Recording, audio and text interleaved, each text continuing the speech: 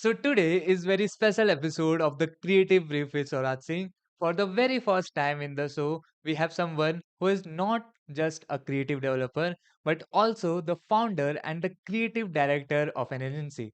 And one incredible fact about him, he's the very first person who has won Sight of the Day award from awards, and it's a very big thing. And even more special thing is, this is his very first public appearance. So please welcome the founder of the ZeroXInfinity agency, Ebenezer, or as many people know him as Evie. Hey Swaraj, thank you for having me on the Creative Brief. This is my first public appearance and I am excited to get started. Hello, sir. Thank you so much for being here. It's truly a pleasure and an honor that your first public appearance is happening on the Creative Brief with Swaraj Singh. So, without further ado, let's begin with the very first question. You didn't start as a creative developer, you worked on ERP systems, which is a completely different world from 3JS and WebGL. What was the turning point that made you leave what was probably a more stable career and dive deep into something that most people consider too experimental to build a career on? Yeah, so I've always been really creative and more so ever since I was a kid, I wanted to learn everything under the sun. That's something that made me realize as I grew older that my lifetime wouldn't be enough to learn everything under the sun, and therefore I also wanted to become immortal at some point. I still do. I'm fascinated by all the knowledge created, all the things created by the people who came before us, and I'm excited to see where humanity goes. That's me. I believe that I can do anything I set my mind to. So I used to draw, I used to play sports, I was pretty good at academics. What I hated the most was people putting me into boxes. I used to build DIY projects at home. I even made a waterfall at my home once. So I learned electronics, RC planes, remote control planes. So yeah, that's something that's been in me forever. Uh, so after graduating uni, I got placed at a job at a company where they assigned me to a team that worked on ERP systems, and I hated every single day of my time there. Yeah, I have it on my LinkedIn. Quitting it was the best day of my time there. So yeah, that's funny. Over my weekends and after work, I used to spend most of my time building my very first portfolio, which landed me my first freelancing gig. It was never my intention to stay at a job because I had bigger plans. I had bigger plans for my life, and I had to stay at this job for a year just to satisfy my parents. And as soon as that was done, I quit immediately and started freelancing in 3JS. So it's more of a personal choice, and because I was so committed to my dream, I was willing to burn bridges and then take a leap of faith. That's honestly incredible. I don't know if prodigy is the right word, but it's amazing how you are explored and mastered so many different things throughout your journey. I also want to highlight something you mentioned. A lot of people look at creative development and think this is too niche or this is unstable enough as a career. But I think the bigger lesson here is this: if you are passionate about what you do and genuinely enjoy the process, this doubt start to matter less. So to everyone watching who is questioning whether they should pursue this field, if you are truly love it, keep going, keep building, keep learning, and keep grinding. Things have a way of working out when you are committed to the craft. So, all right, sir, let's move on the second question. There's always a balance in creative development between making something visually stunning and making something that actually runs smoothly on a normal laptop or phone. How do you make that decision in the real projects? Where do you draw the line between the effect should stay or the effect has to go? And could you also share some optimization techniques and explain what developers should focus on to optimize their projects properly? Yes, you're right. How do I make that decision? Well, it's been something I've gained over the years. When I was back in uni around 2019, 2020, I had an old Intel i3 laptop, and it was something that was falling apart, and it was something that was really old and not something ideal for creative development. So what I did was I just stripped the whole laptop, deleted uh, everything, including Windows, and I installed a very lightweight version of Linux called Ubuntu, which sacrificed visuals for performance. And I used to have just one window open at a time, just so I could save more performance, just so I could have a little bit more RAM for the main application. So that's how I used to code, and that helped me. That made me frugal in terms of performance. So I started removing every possible thing, optimizing for loops, using textures instead of noise. Using textures instead of computing noise real time. It made me dive deeper into optimization techniques, and I learned from game devs, which was a really good way to learn. And having a programming background helped me optimize the run times of my programs. So, really gave me a deep understanding of how I could optimize projects, because anything that ran on that system could run on any other systems most likely. So so where do I draw the line between this should stay and this has to go? mm, I just try to fake some effects, even like fake some effects that are not as important. For example, implementing volumetric lights is much harder and takes more performance. So I would just use a Fresnel effect on a cone. So that would give you like a fake spotlight. So it's mostly a question of what could be faked and what has to be real, and that's a decision that you have to make on every single project. On some projects, if it's just rendering an iPhone, for example, or a cube with a shader, you don't really have to care so much about performance. But when you're building a game like Elysium, or a tool that has many objects at once, you must always think about what's the weakest device, what's the least performant device that can run my app comfortably. That's a question you must always ask in every single project. If you can create a fake version of it that looks just as good, you're good to go. Okay, that's something I realized quite early in my own journey. Creative development is bit like magic.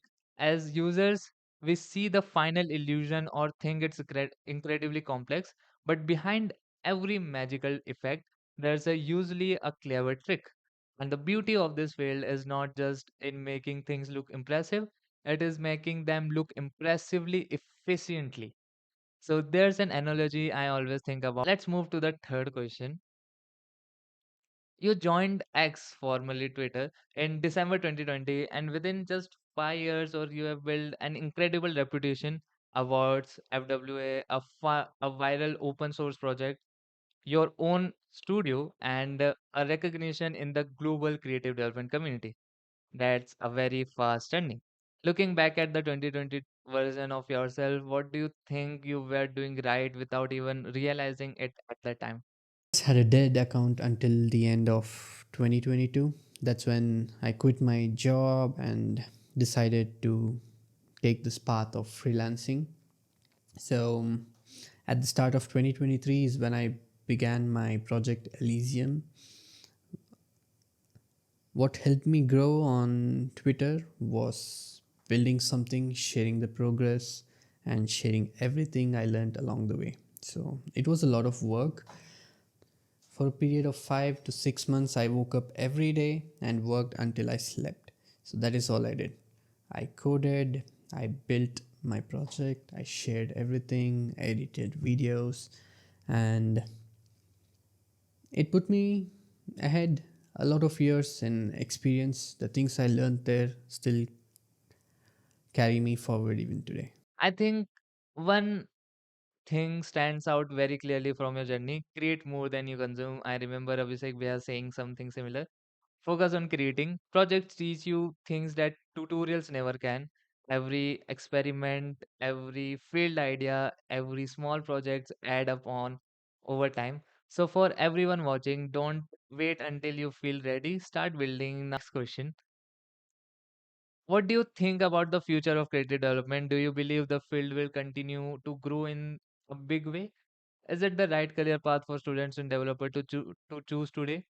And do you know any young or upcoming developers from India who you think could become world-class creative developer and help India compete with European and American creative scene? I believe there is a confusion about what creative development means. So a lot of people confuse creative development with 3JS development. So that's what I observe commonly. You can be a 3JS developer and not be a creative developer. You could be a creative developer who doesn't use 3JS at all. A creative developer is someone who uses any tool that's available to him or her to achieve the task, right? A 3JS developer is not necessarily a creative developer, and the same carries over to many jobs that have a requirement for 3JS developers, and many creative developers think that, oh, since I know 3JS, let me join this. So one could be completely technical, but a creative developer's role is to learn pieces of information from different areas and then combine them to produce a result. So they create something out of all the knowledge that they have. But a 3JS developer could most specifically be someone who is skilled in this subject, who is technically skilled at a specific role. So people who build 3D customizers, data visualization, and fields like that. So there's a lot of difference between both these fields, and I know there's a confusion among them. And I know a few creative developers who do not know 3JS at all. So there's that. My idea of career paths is to see if there is a opportunity in the market and if there is a skill that you're willing to use for a long period of time to fill that gap in the market or to provide your expertise in that market. So there will always be opportunities, and as creative developers, your mind is your asset. So no matter what change happens in the world, as a creative developer, you will always have a job. So just depends on what people are passionate about and if it is something that they're willing to do for a long period of time. So for a long time in India, design was an afterthought. So I see that changing now, and I see a couple of talented creative developers from India. I see them on X and on Twitter, some of them on my list, some of them on my team. So it's an exciting future. I think many people watching just got the answer they were looking for. Opportunities will always exist. The real question is whether you are willing to put in the work. Be passionate about what you do, keep creating, stay curious. That's what truly matters. Okay, so let's move to our final question. I know you are not that old, but if you could say something to your younger self when you were just starting out, maybe about mistakes, lessons, or things you wish you had understood earlier, what would it be? Honestly, I don't think I don't think there is anything that I could have done differently given the opportunities and the circumstances I had back then. So I just thank my younger self for having done all the things that he did, given the knowledge that he had back then. If I might add something, it might be to start learning design sooner. There might be one thing I might add, which is find people who are good at what they do, people who are better than you, and start working with them, collaborate. I was always a solo player. I had such high standards for my work that I would be too harsh on others. And I knew that. So I never worked with anybody else. I never worked as a team with anyone else. But over time, I found these amazing people to work with me on my team. And now I trust them so blindly at the things they do that I would say younger me would be surprised to see that I'm working with a team of amazing people. But I'm able to do more now with the team than I used to do before alone.